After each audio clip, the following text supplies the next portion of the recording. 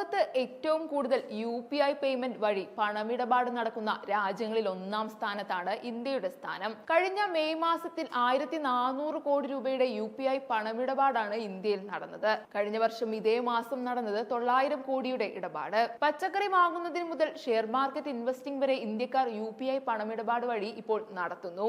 2016 not നിരോധനത്തിന് ശേഷം രാജ്യത്ത് കാട്ടുതീ പോലെ പടർന്നു പിടിച്ച UPI വിപ്ലവം ഗ്രാമാന്തരങ്ങളിൽ വരെ എത്തി. എന്നാൽ UPI ആപ്പുകളുടെ ഈ ജനകീയത മുതലെടുത്ത് വൻ തട്ടിപ്പുകളും നടക്കുന്നുണ്ട്. ലോകത്തെ ഏറ്റവും വലിയ UPI മാർക്കറ്റ് എന്നതുപോലെ ലോകത്തെ ഏറ്റവും കൂടുതൽ UPI തട്ടിപ്പ് നടക്കുന്ന രാജ്യവും ഇന്ത്യ തന്നെ.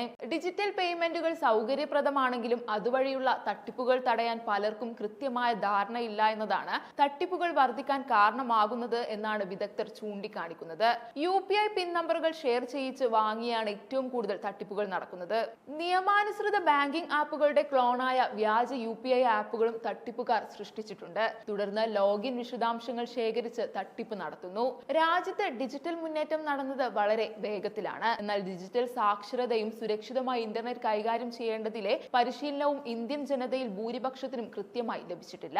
2020 ജനുവരി മുതൽ 2023 ജൂൺ വരെയുള്ള കണക്കുകൾ പരിശോധിച്ചാൽ സാമ്പത്തിക തട്ടിപ്പുകളുടെ പകുതിയും നടന്നത് UPI സംവിധാനങ്ങൾ ഉപയോഗിച്ചുകൊണ്ടാണ്. സർക്കാർ കണക്കുകൾ പ്രകാരം 2023 ഏപ്രിലിൽ അവസാനിച്ച സാമ്പത്തിക വർഷത്തിൽ UPIയുമായി ബന്ധപ്പെട്ട 900,000-ലധികം തട്ടിപ്പ് കേസുകളാണ് രജിസ്റ്റർ ചെയ്തത്. 2022 അപേക്ഷിച്ച് 77,000 കേസുകളാണ് വർധന.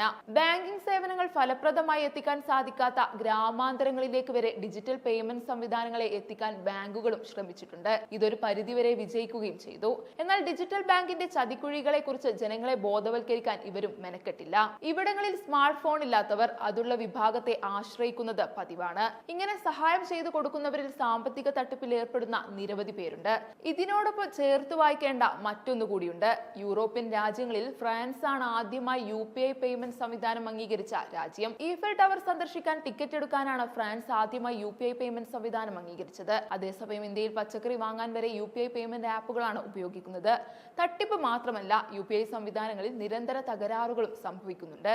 ജൂൺ 4-നുണ്ടായ വിപണി മാന്ദ്യത്തിൽ UPI പിഴവുകളെ തുടർന്ന് ഇടപാടുകൾ തടസ്സപ്പെട്ടത് നിക്ഷേപകരെ ബുദ്ധിമുട്ടിലാക്കിയിരുന്നു.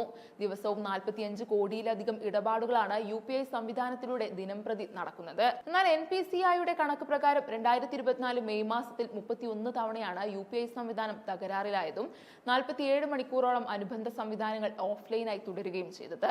UPI പണമിടപാടുകളിൽ തുടർച്ചയായി വന്നുകൊണ്ടിരിക്കുന്ന പിഴവുകൾക്ക് കാരണം ബാങ്കുകളുടെ കാലഹരണപ്പെട്ട സാങ്കേതിക വിദ്യയാണ് എന്നാണ് reserve bank governor Shaktikanta Das അഭിപ്രായപ്പെടുന്നത്. അതായത് ഡിജിറ്റൽ പണമിടപാട് ഇത്രയും വേഗത്തിൽ പടരുന്നൊരു രാജ്യത്ത് ഇതിന്റെ സുതാര്യതയും സുരക്ഷിതത്വവും ഉറപ്പുവരുത്താൻ ഇതുവരെയും സാധിച്ചിട്ടില്ലെന്ന് ചുരുക്കം.